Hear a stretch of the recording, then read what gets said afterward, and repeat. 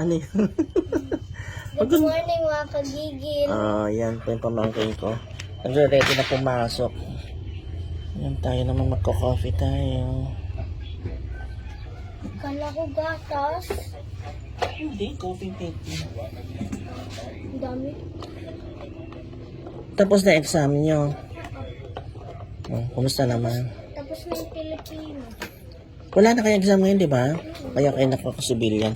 Ayan po, ang ating almusal. Ay, meron tayong banana bread, no? Tsaka raisin bread galing Baguio.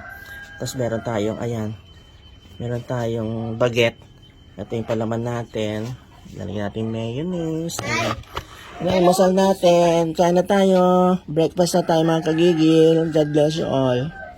Minsan na inom. Pati pa naman.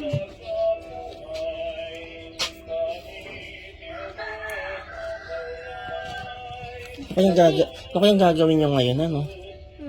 Pati bakit kapag umaga, bakit yan yung kinakain mo? Oo, wala lang. Trip.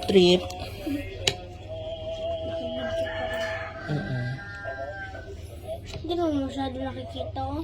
Nakikita yan, ayan.